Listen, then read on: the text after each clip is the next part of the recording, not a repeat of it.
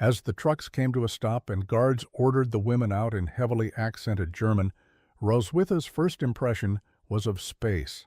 So much space. The camp stretched across cleared land with neat rows of wooden barracks, administrative buildings, and tall wire fences that somehow seemed less oppressive than the cramped ship's hold they had left behind. Captain Vivian Ashford stood waiting as the German women assembled in uneven lines. She was perhaps 40, with steel-gray hair pinned severely beneath her officer's cap, and eyes that missed nothing. Her uniform was crisp, her bearing military, but something in her expression suggested more complexity than simple authority. "Welcome to Camp Sheridan," she said in clear English, waiting as a male interpreter translated. "You will be housed in Barracks C and D. You will follow all regulations, maintain discipline, and conduct yourselves appropriately. In return, you will be treated in accordance with the Geneva Convention. You will receive adequate food, medical care, and shelter." Adequate food. The words hung in the air. Roswitha couldn't remember the last time she had eaten anything that could be described as adequate. The ship rations had been minimal. Before that, the final months in Europe had been a slow descent into starvation, as supply lines collapsed and the Reich's infrastructure crumbled. The women were processed through intake procedures with bureaucratic efficiency. Names recorded, possessions inventoried, though they had almost nothing left. Medical examinations conducted by Lieutenant Ruth Callahan, a young doctor with gentle hands and tired eyes. She examined each woman carefully, making notes about malnutrition, untreated injuries, and the various ailments that came from months of deprivation. Roswitha's hands drew particular attention. Lieutenant Callahan turned them over, studying the cracks and calluses. "Baker?" she asked through the interpreter. "Yes," Roswitha answered, surprised to be seen as anything other than a prisoner number. The lieutenant nodded, making a note on her chart before moving on. The barracks were simple but clean. Wooden bunks with thin mattresses, gray blankets that smelled of soap, a wood stove for heat, windows let in actual sunlight. After the darkness of the ship's hold, the brightness felt almost painful. Crystal claimed the bunk above Roswitha's. "It's better than I expected," she whispered in German as the guards left them. To settle in. Trude, ever practical, was already organizing the limited space. "Don't get comfortable. We don't know what work they'll assign us or how long we'll be here." Laura sat on her bunk, still looking lost and overwhelmed. Outside, the smell of cooking drifted from somewhere across the camp. Roswitha's stomach cramped with sudden, sharp hunger. She tried to identify the scent but couldn't. It was something unfamiliar, something she had never encountered in all her years of baking.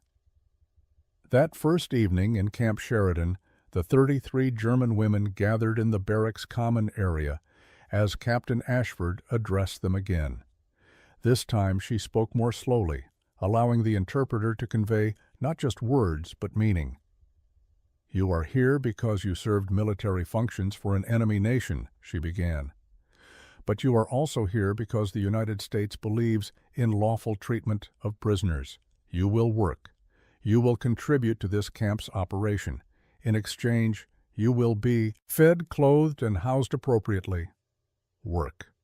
The word offered something Roswitha hadn't expected: purpose. The weeks of passive transport, of being moved like cargo from one holding area to another, had been harder than she'd anticipated. Her hands needed occupation.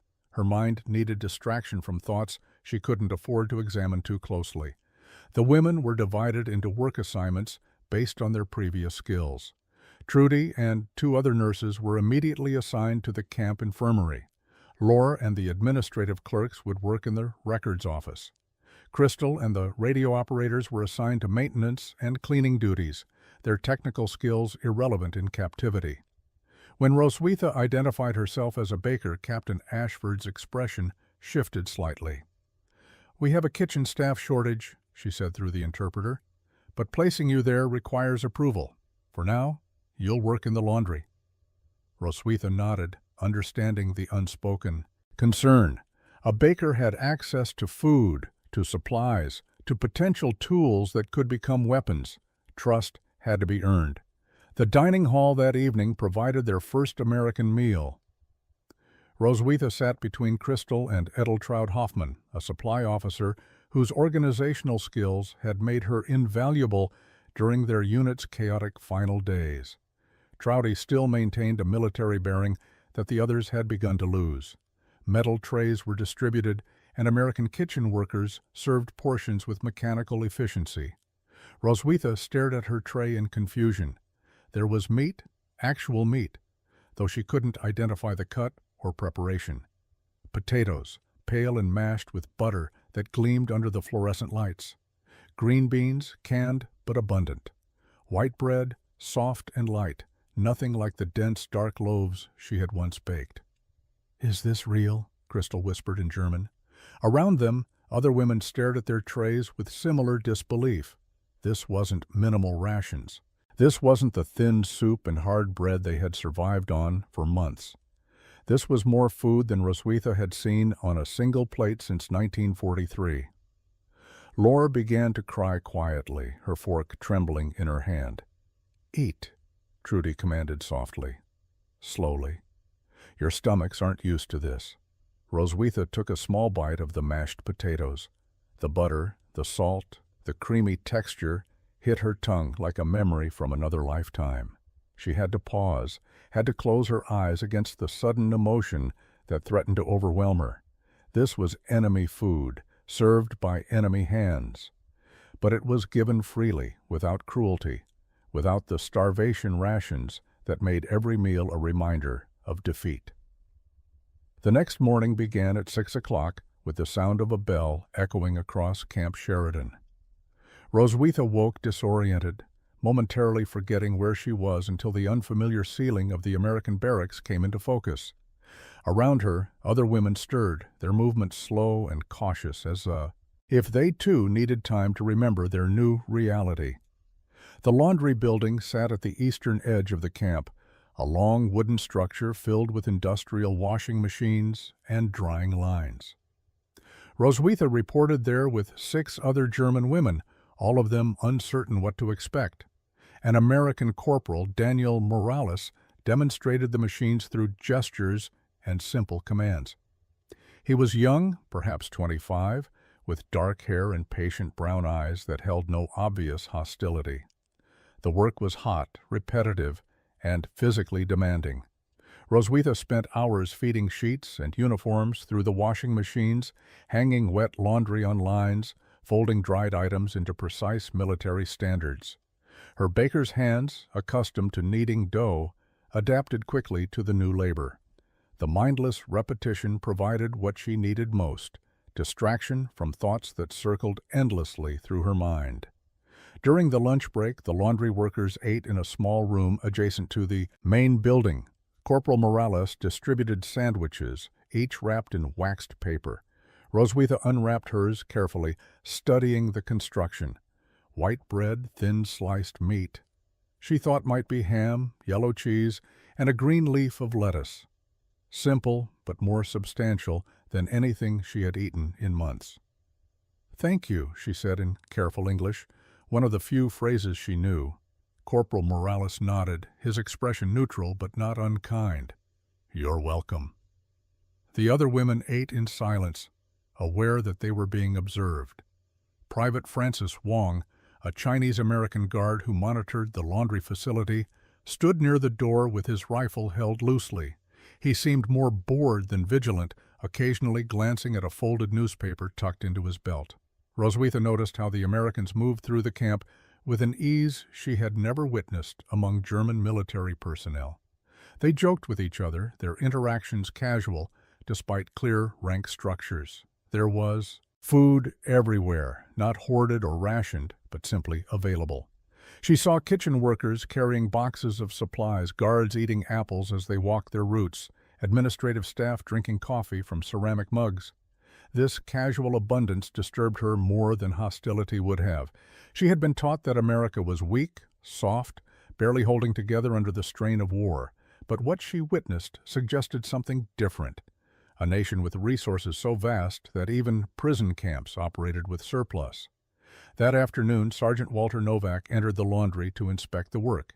He was a large man, perhaps 50, with graying hair and the weathered face of someone who had spent decades working with his hands. Sergeant Walter Novak walked through the laundry facility with the confidence of someone who knew every corner of Camp Sheridan. He was the head chef, Roswitha learned through whispered translations, responsible for feeding hundreds of soldiers and prisoners. His inspection had nothing to do with laundry and everything to do with observing the new German workers. He paused near Roswitha's station, watching her fold a stack of kitchen linens with practiced precision. Her movements were methodical, each fold exact, creating perfect rectangles that stacked uniformly. Baker's habits translated well to laundry work. "You fold like someone who's worked in kitchens," he said through Corporal Morales, who had been pulled in to translate. Roswitha hesitated, unsure if honesty would help or harm her situation. "I was a baker, 3 years, military bakeries." Sergeant Novak nodded slowly, his expression unreadable. He asked several questions through the translator: what kind of bread she made, how large were the ovens, what quantities she managed daily. Technical questions that revealed his own expertise. Finally, he grunted something to Corporal Morales and left. "He says you might be useful," the corporal translated. "But first you work here. Prove you follow rules." The days developed a rhythm. Wake at 6, work in the laundry until noon, lunch break, work until 5, dinner, evening hours in the barracks. The routine was mind-numbing but safe. Roswitha began to sleep through the nights without waking in panic, her body slowly accepting that immediate danger had passed. On the 5th day, something changed. Roswitha was hanging sheets on the drying lines when a scent drifted through the open windows. It stopped her mid-motion, the wet sheet forgotten in her hands. The smell was sweet, rich, complex. Cinnamon, she identified immediately, but also butter, sugar, vanilla. Something baking, something indulgent. Her eyes closed involuntarily. The scent transported her to childhood, to her grandmother's kitchen in Bavaria, to Sunday mornings, before the war, when such luxuries still existed. She hadn't smelled cinnamon in years. The spice had disappeared from German stores by 1942, reserved for military hospitals and high-ranking officials, if it existed at all. "What is that?" Crystal asked in German, appearing beside her with another basket of wet laundry. Her face held the same transported expression. Other German women had paused in their work, all of them drawn to the windows by that impossible scent. It drifted from the main kitchen building across the compound, carried on the morning breeze like a taunt or a promise. Roswitha forced herself back to work, but the scent lingered. It permeated the laundry building, mixing with the smell of soap and steam. Throughout the afternoon she found herself pausing, breathing deeply, trying to capture and hold that sweetness. It reminded her of everything she had lost: normal life, abundance, the simple pleasure of food, made for enjoyment rather than mere survival. That evening in the dining hall, the scent's source remained invisible. The prisoners received their standard portions: meat, vegetables, potatoes. Good food, adequate food, but nothing sweet. Sunday morning arrived with unexpected developments. Captain Ashford announced through interpreters that prisoners who had demonstrated good behavior would receive additional privileges. Mail would be permitted, supervised letters to and from Germany through the International Red Cross. Work assignments might be adjusted based on skills and camp needs. Small personal items could be purchased from the camp commissary with earned credits. The news created cautious optimism among the German women. Connection to home, however tenuous, offered hope that someone somewhere might have survived. Roswitha thought of her mother in Hamburg, her 2 younger sisters. She had received no word from them since her capture. The not knowing created a hollow space in her chest that food couldn't fill. After breakfast, Sergeant Novak appeared in the dining hall and approached the table where the German women sat. Through Corporal Morales, he addressed Roswitha directly. Captain Ashford approved a trial assignment. You work in the kitchen starting tomorrow. Supervised. Restricted duties. You follow every instruction exactly." Roswitha stood quickly, nearly knocking over her water glass. "Yes, thank you. I will work hard." The sergeant studied her for a long moment, his weathered face revealing nothing. Then he nodded and left. That afternoon, Mrs. Mildred Thornton arrived at the camp. She was a Red Cross volunteer, perhaps 60 years old, with white hair and gentle eyes that held genuine kindness. She came weekly to assist with prisoner correspondence, helping women compose letters in English that might have better chances of reaching Germany through official channels. Roswitha sat across from her at a scarred wooden table, struggling to find words for the letter she needed to write. "Start with simple facts," Mrs. Thornton suggested through the interpreter. "Your mother will want to know you're safe." "Dear Mama," Roswitha began, and Mrs. Thornton wrote in careful English, "Script. I am alive. I am in America, in a prison camp, but I am treated fairly. I have food and shelter. Are you alive? Are Emma and Sophie alive? Please write to me if you can. I think of you every day." The letter felt inadequate, unable to contain the complex reality of her situation. How could she explain that her captors fed her better than her own country had in the final year of the war? That Americans showed her more humanity than she had witnessed in many German military installations? Mrs. Thornton sealed the letter in an envelope, marking it with the proper Red Cross protocols. "Mail is slow," she warned. "It may be months before you receive a reply, if you receive one at all. Germany is in chaos." That evening, Roswitha lay in her bunk, staring at the wooden ceiling. Tomorrow she would work in a kitchen again. Her hands would return to familiar work, even if the context had changed completely. The thought both comforted and disturbed her. Crystal climbed into the bunk above. "Roswitha, are you nervous about tomorrow?" "Yes." "Why did that sergeant choose you?" "Because he needs a baker, and because maybe he sees that I just want to work, not cause problems." "What if they don't trust you?" "Then I'll earn their trust." Monday morning, Roswitha reported to the main kitchen at 5:30, half an hour before the rest of the camp stirred. The building was already alive with activity. Sergeant Novak stood near the industrial ovens, reviewing preparation lists with Corporal Morales. Two other American kitchen workers, both privates she didn't recognize, worked at different stations preparing breakfast for 300 people. Sergeant Novak handed her a white apron and a cap to cover her hair. Through Corporal Morales, he explained the rules. "You work only at stations I assign. You touch nothing without permission. You ask questions before acting. Private Wong will be nearby at all times." Private Wong nodded from his position by the door, rifle slung over his shoulder. His presence was meant to be intimidating, but Roswitha felt only relief. Clear rules, clear expectations. She could work within those boundaries. Her first task was simple: peeling potatoes. Mountains of them, destined for breakfast hash.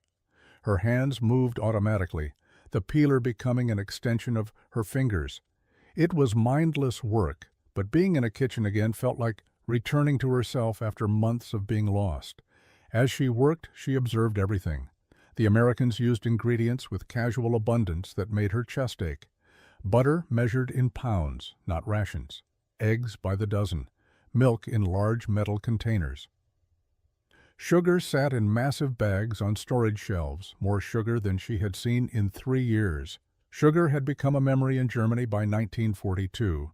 First rationed, then reserved for military and medical use, then simply absent. Roswitha remembered the last cake she had baked with real sugar, a birthday torte for a colonel's daughter in 1943. She had hoarded the precious ration for weeks, knowing such opportunities wouldn't come again. Here, Americans used sugar in coffee without thought. They sweetened oatmeal, baked desserts, created abundance from abundance.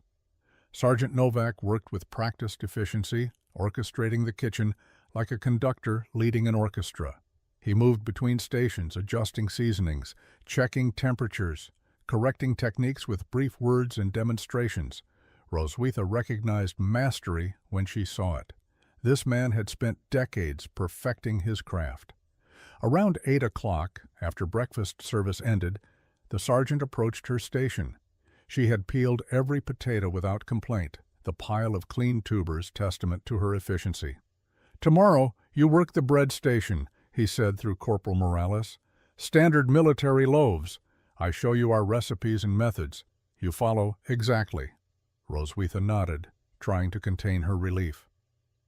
Bread was familiar territory, even if American methods might differ from German techniques.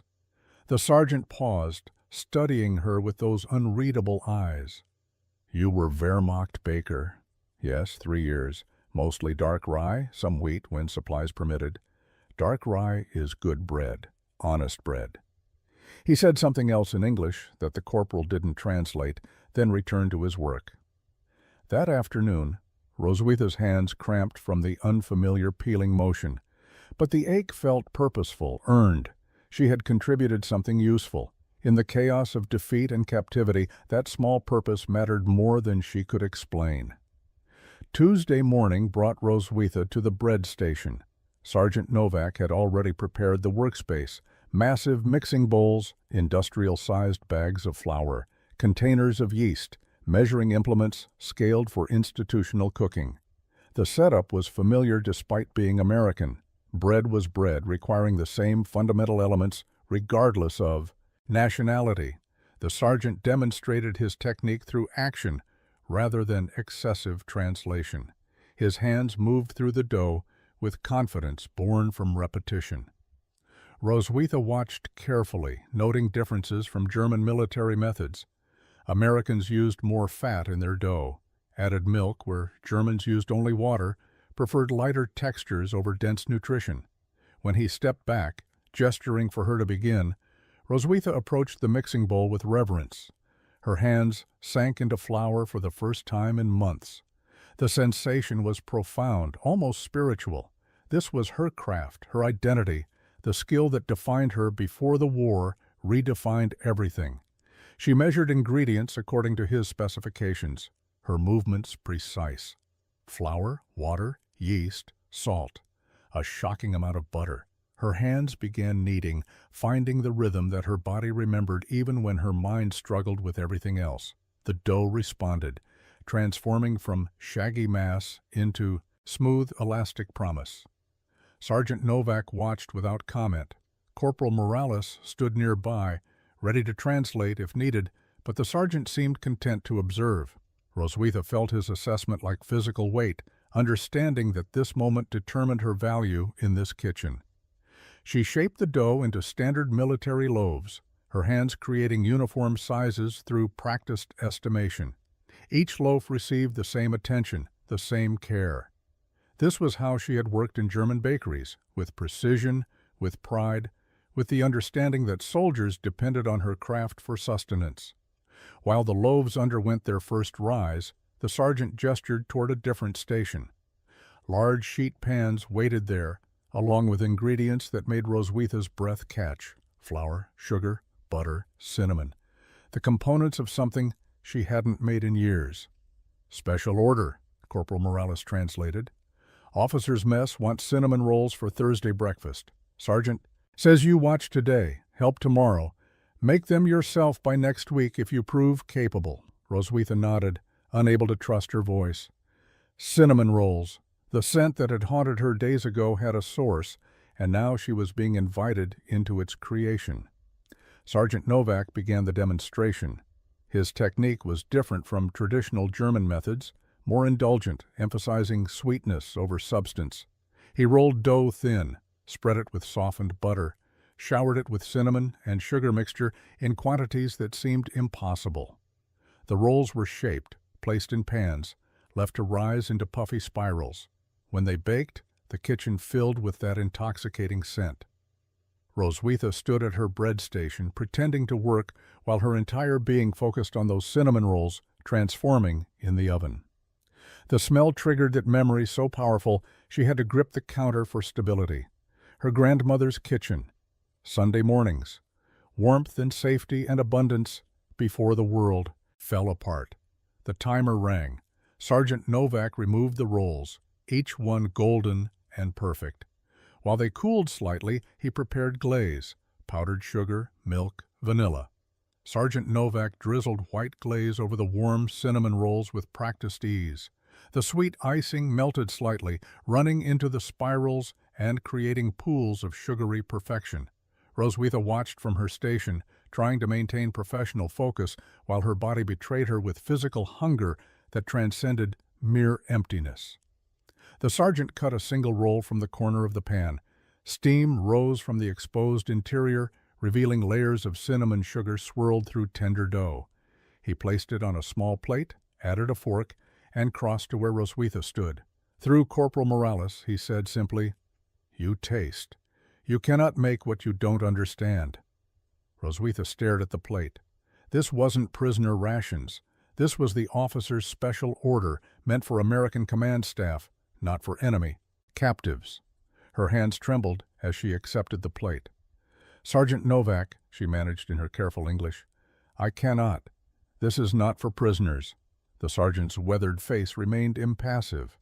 "You are a kitchen worker now. Kitchen workers must know the food they make. This is not gift. This is training. Eat." She sat on a nearby stool, fork gripped in her unsteady hand. The other kitchen workers had paused their tasks, watching this unexpected moment. Private Wong shifted his rifle slightly but said nothing. The entire kitchen seemed to hold its breath. Roswitha cut a small piece with the fork. The roll separated easily, revealing its tender structure. She raised the bite to her mouth, and the moment it touched her tongue, something inside her shattered. The sweetness overwhelmed her, not just sugar, but layers of flavor. Butter, cinnamon, vanilla, the complex notes of properly developed dough. It was warm, soft, rich, beyond anything she had tasted in 4 years. Her eyes closed. Involuntarily, as her mind tried to process sensation it had nearly forgotten existed. A tear escaped, running down her cheek before she could stop it. Then another. Her shoulders began to shake as she took a second bite, unable to prevent the emotional response. This wasn't just food. This was everything the war had stolen: comfort, abundance, the simple human pleasure of something made beautiful rather than merely functional. "I'm sorry," she whispered in German, then again in English. "I'm sorry I haven't tasted sugar in years. Real sugar used like this." Corporal Morales translated, though her tears needed no interpretation. Around the kitchen, the American workers exchanged glances. Private Wong looked away, his expression uncomfortable. Even Sergeant Novak's impassive facade cracked slightly, something that might have been compassion flickering across his weathered features. Roswitha forced herself to eat slowly, to savor rather than devour. Each bite was a revelation, reminding her body what pleasure felt like. She had become so accustomed to eating for survival that she had forgotten food could be joyful. When she finished, she set down the fork and wiped her eyes with the back of her hand. "Thank you, Sergeant Novak. I understand now what you want me to create. I will learn your methods." The sergeant nodded once, then returned to his work. The kitchen resumed its normal rhythm, but something had shifted. Roswitha had been seen not as an enemy or a prisoner, but as a craftsperson being taught her trade. The days that followed established a new pattern in Roswitha's life. She arrived at the kitchen before dawn, worked until mid-afternoon, then returned to the barracks where other German women asked endless questions about her privileged position. Some showed genuine curiosity. Others, like Edeltraud Hoffmann, viewed her kitchen access with suspicion that bordered on hostility. "You're becoming too comfortable with them," Trouty said one evening as they sat in the barracks common area. "You forget we're prisoners, that these people are our enemies." Roswitha looked up from the English primer Mrs. Thornton had given her. "I forget nothing, but I choose to work well and cause no trouble. What purpose does hostility serve?" "Pride," Trouty snapped. "Loyalty to our country." "Our country," Roswitha said quietly, "put us in situations where we were captured and left us with nothing. These Americans feed us better than Germany did in the final year. What loyalty do I owe to a system that collapsed?" The conversation ended tensely, revealing the divisions forming among the prisoners. Some, like Trouty, maintained rigid military identity despite their circumstances. Others, like Roswitha and Crystal, had begun the complicated process of reassessing everything they had believed. In the kitchen, trust developed through incremental steps. Sergeant Novak allowed Roswitha to work with less supervision. She proved reliable, following instructions precisely, asking questions when uncertain, never attempting to access areas outside her assigned duties. Private Wong spent less time actively watching her and more time reading his newspaper nearby. Corporal Morales began teaching her English during slower kitchen moments. "You need words," he explained. "Sergeant Novak won't always have translator available. You must understand instructions directly." The lessons were practical, focused on kitchen terminology and common phrases. Roswitha absorbed the language hungrily, recognizing that communication offered power in her powerless situation. Within 2 weeks, she could understand most of the sergeant's instructions without translation. Thursday arrived with the special officer's order, cinnamon rolls for breakfast. This time, Sergeant Novak positioned Roswitha as his assistant rather than observer. She measured ingredients under his supervision, mixed the enriched dough, kneaded it to proper consistency. Her hands remembered techniques from before the war, adapted them to American methods. When time came to roll and fill the dough, the sergeant stepped back. "You do? I watch." Roswitha's heart hammered as she rolled the dough into a rectangle. Her hands worked carefully, spreading softened butter edge to edge, distributing cinnamon sugar mixture evenly. She rolled the dough into a tight spiral, her movements precise. The cylinder was cut into uniform pieces, each one placed in the prepared pans. Sergeant Novak examined her work, adjusting 2 rolls slightly. "Good. You learn quick." He said something else in English, and Corporal Morales translated. "He says you have baker's hands, honest hands." While the rolls rose and baked, Roswitha worked on regular bread production. But her attention remained on those cinnamon rolls, monitoring their progress through the oven's window. When Sergeant Novak removed them golden and perfect, she felt pride she hadn't experienced in months. 3 weeks into her kitchen assignment, Roswitha received her first letter from Germany.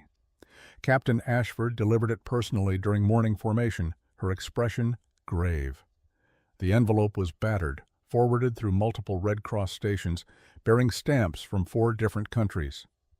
Roswitha waited until evening to open it in the barracks. Her hands shook as she unfolded the thin paper. Crystal sat beside her, offering silent support.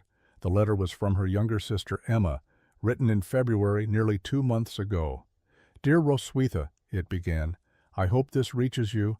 I hope you are alive. Mama is gone. The bombing in January took her and half our neighborhood. I found her in the rubble 3 days later. Sophie and I survived because we were in the countryside searching for food.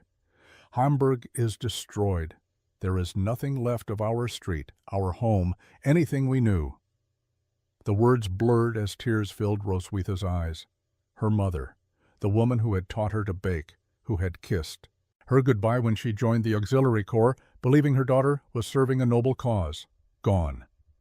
"Sophie and I are living in the countryside with Aunt Hilda," the letter continued. "We have little food. The authorities say the war will end soon, that Germany will surrender. Everyone is starving and cold. I do not know what will happen to us. If you are alive, if you can, please stay where you are. There is nothing here to come back to. Germany is dead." Crystal read the letter over Roswitha's shoulder, her own tears falling freely. Around the barracks, other women had received letters bearing similar news. The sound of weeping filled the space as the reality of their homeland's destruction became concrete rather than abstract. Trudy moved through the barracks offering what comfort she could, her nurse's instincts overwhelming her military rigidity. Even Trouty seemed shaken, though she had received no letter and had no way of knowing if her family survived. That night, Roswitha couldn't sleep. Her mother's face haunted her thoughts. She had believed capture was the worst thing that could happen. She had been wrong. The worst thing was surviving while everyone she loved perished. Morning arrived gray and cold. Roswitha reported to the kitchen mechanically, her body moving through familiar routines while her mind remained trapped in Hamburg's ruins. Sergeant Novak noticed immediately. He said nothing at first, allowing her to work in silence. But when she fumbled a simple task, measuring flour incorrectly, he stopped her. "Corporal," he called to Morales, "ask her what happened." Through halting English and the corporal's translation, Roswitha explained. The letter, her mother, the destruction of everything she had known. The words came out flat, emotionless, as if speaking about someone else's tragedy. Sergeant Novak listened without interruption. When she finished, he nodded slowly. "War takes everything from everyone. German, American, doesn't matter. We all lose people we love." He paused, then added through translation, "Your mother would want you to keep living, keep working, honor her by surviving well." The simple words broke something open in Roswitha's chest. She nodded, unable to speak, and returned to her work with tears streaming down her face. But her hands moved correctly now, measuring and mixing with precision. Working through grief was something she understood. April brought warmer weather and unexpected changes to Camp Sheridan. News filtered in of Allied advances deep into Germany, of Soviet forces approaching Berlin, of the inevitable collapse now obvious to everyone. Among the German prisoners, this news created complex reactions. Relief that the war would end mixed with dread about what defeat would mean for their destroyed country. In the kitchen, Roswitha had earned enough trust for expanded responsibilities. Sergeant Novak assigned her the complete bread production, mixing, kneading, shaping, baking, all without direct supervision. Private Wong still maintained presence, but from a distance, his attention more on his newspaper than on her activities. The work became meditation, a way to process grief that had no other outlet. Her hands moved through dough, while her mind circled endlessly around her mother's death, her sister's suffering, the magnitude of loss that seemed too large to comprehend. Bread couldn't bring her mother back, but creating something nourishing from basic ingredients offered small purpose in purposeless circumstances.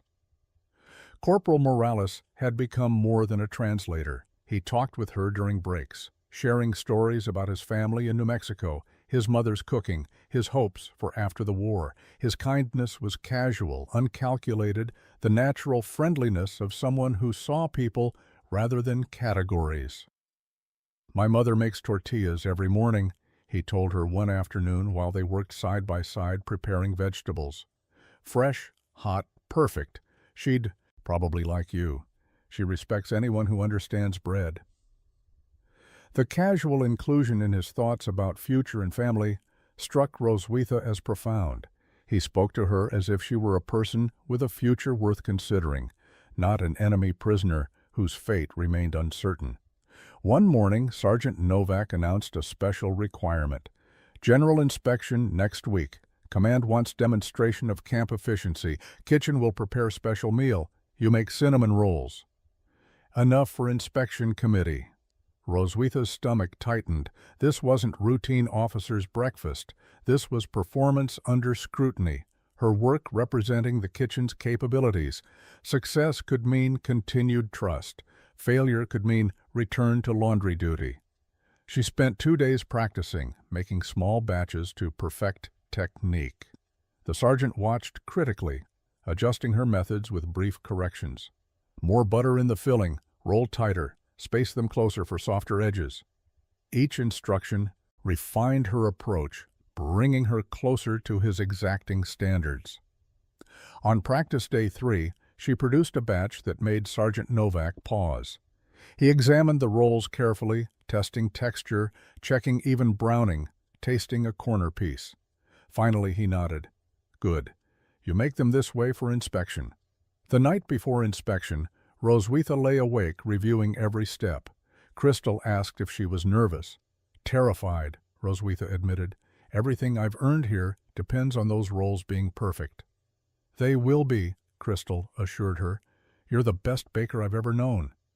"I'm the only baker you've ever known." "That doesn't make it less true." Despite her anxiety, Roswitha smiled. Crystal's friendship had become anchor in chaos, reminding her that human connection survived even when everything else fell apart. Whatever happened with the inspection, she was grateful for that gift. Inspection day arrived with unusual tension throughout Camp Sheridan.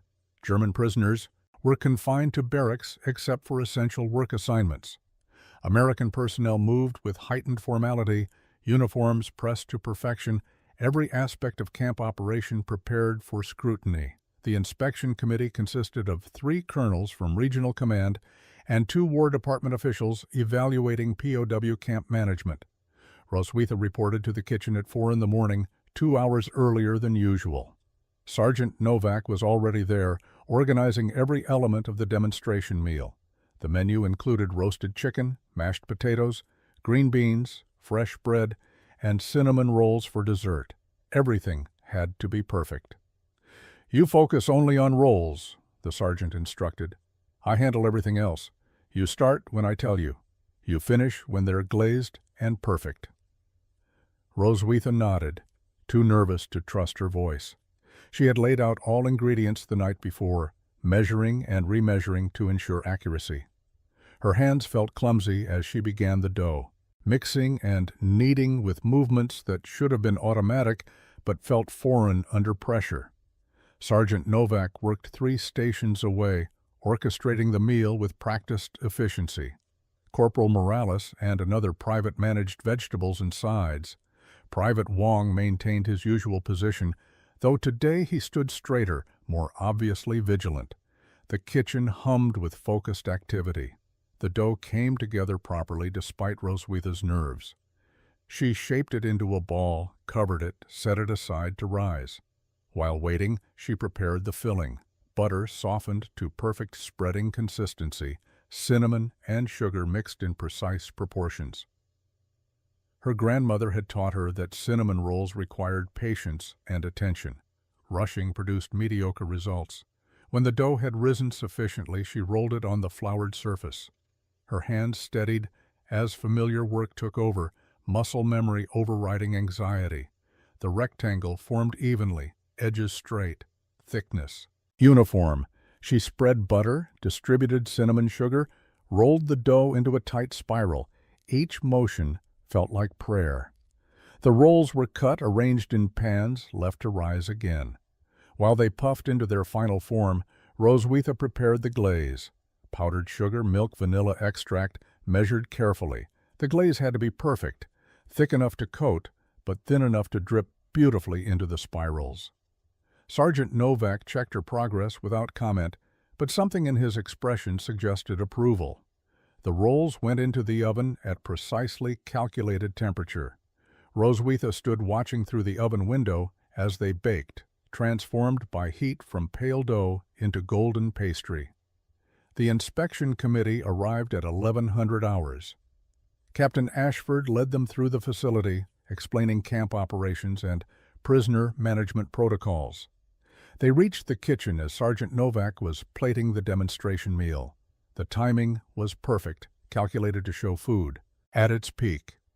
Roswitha stood at attention near her station as the officials entered. She kept her eyes forward, trying to be invisible, despite her German auxiliary uniform marking her obviously as prisoner rather than staff.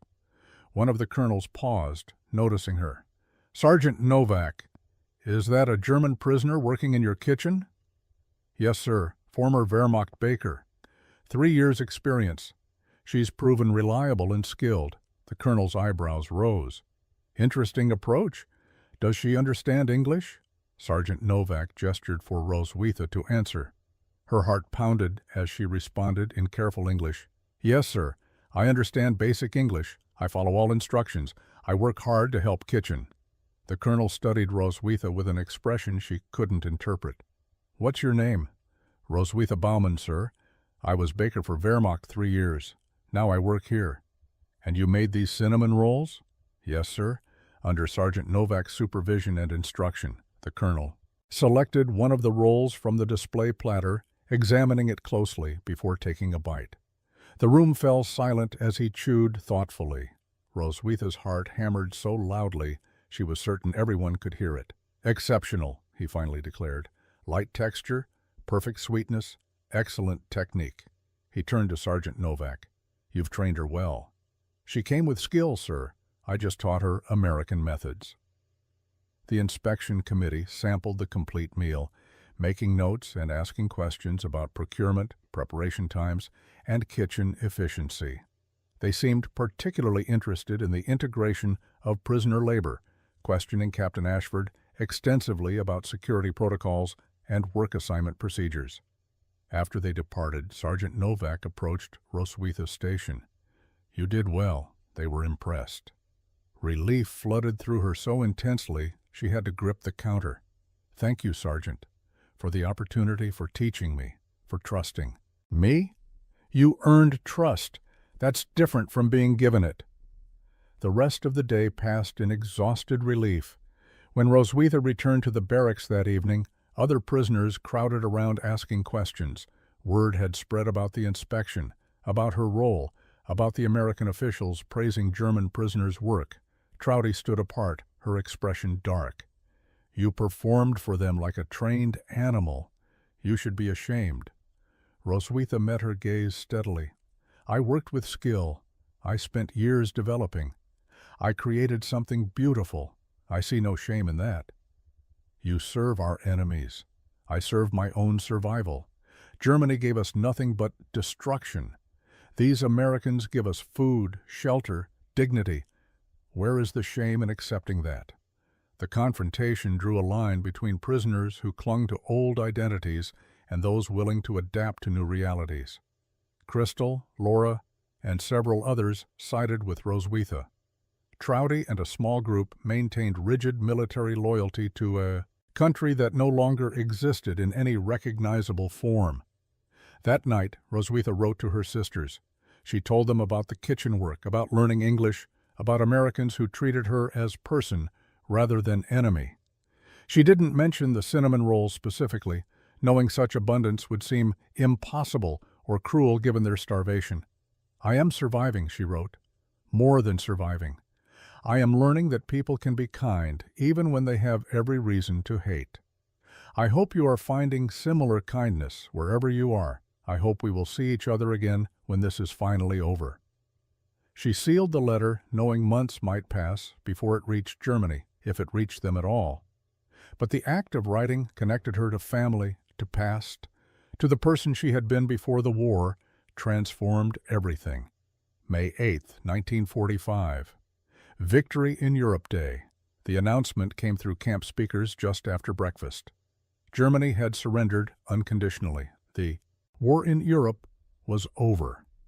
American personnel erupted in celebration. Cheering echoed across Camp Sheridan as soldiers embraced, wept, shouted their relief that the killing had finally ended. In the German barracks, the response was silence. Heavy, complicated, unbearable silence. Roswitha sat on her bunk, trying to process what surrender meant. Germany defeated completely. The Reich destroyed. Everything she had believed about her country's strength and righteousness, proven false. She had known this moment was coming, but experiencing it felt different from anticipating it. Around her, other women reacted differently. Some wept. Others sat in stunned shock. Trouty maintained rigid military bearing, refusing to show emotion even as her world collapsed. Crystal simply stared at the wall, her face blank. Captain Ashford addressed the prisoners that afternoon. The war in Europe has ended. Your country has surrendered. Repatriation procedures will begin soon. You will be returned to Germany to face whatever future awaits there. Return to Germany, to rubble and starvation, to sisters who might or might not still be alive, to a country that had become unrecognizable. Roswitha felt no joy at the prospect of going home because home no longer existed. That evening, she reported to the kitchen as usual, unsure if work would continue normally. Sergeant Novak was there, his expression thoughtful. The celebration among American staff had subsided into quieter relief, the exhaustion of years finally permitting itself to surface. War is over, he said simply. You will go home soon. Home! Roswitha repeated in English. "I have no home. Hamburg is destroyed. My mother is dead. My sisters starve in the countryside. What home do I return to?" The sergeant was quiet for a long moment. "War destroys everyone's home. Germans, Americans, doesn't matter. We all have to rebuild from ashes." They worked side by side, preparing evening meal, the familiar routine offering comfort. In chaos, other kitchen staff moved quietly, the day's emotions too complex for normal banter. Private Wong read his newspaper without his usual casual humor. Corporal Morales approached to Roswitha during a break. "What will you do when you go back?" "I don't know. Find my sisters if they're alive. Try to survive somehow. There is no work, no food, nothing in Germany now." "I'm sorry. That must be terrifying." The simple acknowledgement of her fear, offered without judgment or platitude, nearly broke her composure. "Yes, terrifying." Over the following days, discussions among German prisoners grew intense and desperate. Repatriation meant facing unknown dangers in a devastated homeland. Some women had received no letters from Germany and had no idea if anyone they loved still lived. Others, like Roswitha, knew they were returning to nothing. "What if we could stay?" Crystal whispered one night. "What if we asked to remain here instead of returning?" "That's impossible," Laura said. "We're prisoners of war. They'll send us back. But what if we asked? What's the worst that could happen? They say no, and we go home anyway?" The radical idea circulated quietly through the barracks, growing from desperate hope into genuine possibility. The idea of requesting to stay in America grew from whispered possibility to serious consideration. Roswitha found herself at the center of these discussions, her kitchen position and improved English making her the natural spokesperson. The prospect terrified and excited her in equal measure. "We would need to present our case carefully," she told the small group gathered in the barracks. Crystal, Laura, Trudy, and 5 others who had nothing to return to in Germany.